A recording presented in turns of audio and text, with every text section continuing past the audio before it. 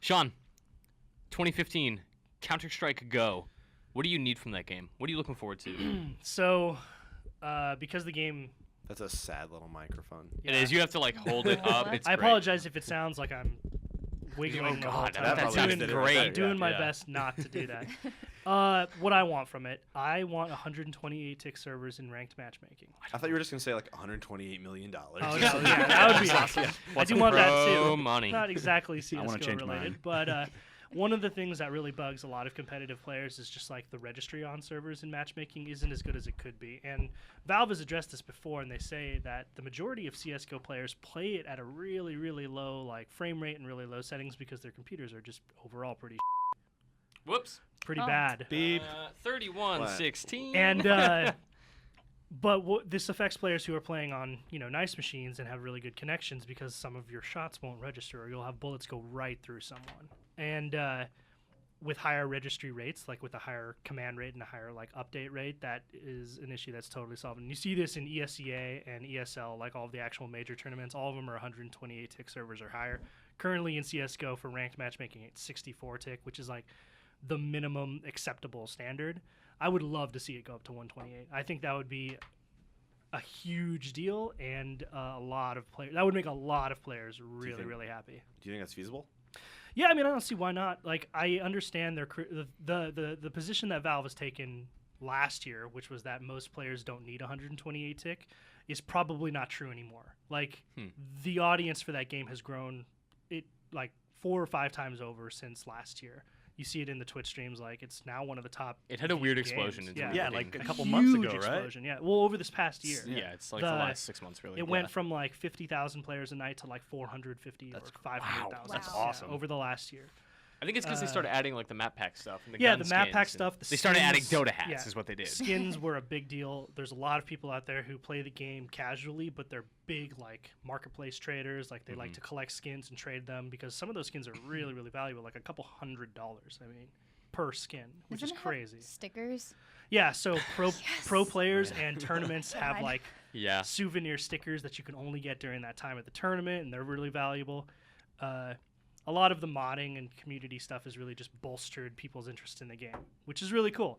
So with all those people playing the game, it'd be great to give them a game that works. When you shoot people, Yeah. the bullets hit them. That'd be great. To Sounds that magic. end, Yeah, That's pretty important. speaking of the success of that game in 2015, I want from CS:GO the equivalent of their international. I want there to be the big Valve-funded, sponsored-driven tournament, like the That thing would be that really is cool. the pros. I wonder how that would work because there's already a couple really like well-known, established CS:GO tournaments Yeah. that, and much like the fighting game community, they're CS:GO is very grassroots. Like they like the idea that they've been doing these tournaments on their own successfully for a long time without like external sponsorship Right. opportunities or Without the anything like man that. bringing Even though there them are a lot down. of sponsors involved already. I don't think people would be apprehensive about something like that, especially because, if it's Valve backing it and there's money to be involved, then you're going to see your favorite teams and your favorite players, and that's cool for everyone. But I also think like ESL and ESEA and DreamHack, like these are huge CS:GO tournaments on their own. Another one wouldn't hurt, but it Yeah. could possibly detract a little bit. I don't know. I don't know, like with Dota, we just saw such an amazing spike in interest in player retention, in the amount of money that it made, that I feel like an international style event for CS:GO could really elevate that game again. We saw 2014 was the year that Dota really, really got big. It didn't have a lot of time in 2013 to do that. 2014 it exploded. Around the time of the international, the player base went up huge. It stayed really high. You just saw more activity in that game and more interest. Totally. I would And love then- to see that for CS:GO. That'd be great. I think money is the thing that you pointed out there that CS:GO is currently lacking. Is like the prize pools aren't that big. Sure. If they were bigger, I think that would encourage a lot more players and tournaments to kind of get the best teams in the world to come play, because now there's a reason for them to go. Whereas before, you could sit at home, get paid your salary, play with your team, and boot camp for the really big tournaments, which make a difference. And if you win that one, then why would I have even played the other ones, right? Yeah. But Ugh. if they all have a significant amount of chunk of change to be earned, then sure, that would be awesome. And in that regard, like if the international of CS:GO is a big prize pool, then it can only help. the community. Also, less cheating, please. That was the second thing that I was going to say, which is a little bit more. Well, actually, no, I wouldn't say it's selfish. A lot of players out there want a better VAC system, which is the CS:GO like hacking detection system. I don't know what it stands for. VAC. VAC. It's Valve anti-cheat. Yeah, there you go. Vacuums it and is- Cheetos. It doesn't seem Cheetos. seem to work all that My well bad. in Counter-Strike Go. There's a significant amount of hacking going on in that game, particularly at the lower levels, which is the worst place you want it to be because that's where all the noobs are. And nothing is worse than coming in like, hey, I'm really stoked to play Counter-Strike for the first time. Oh, I'm gonna get wrecked by someone who doesn't have walls in their game. Like, Great. It's That's maybe the me. worst. Aw.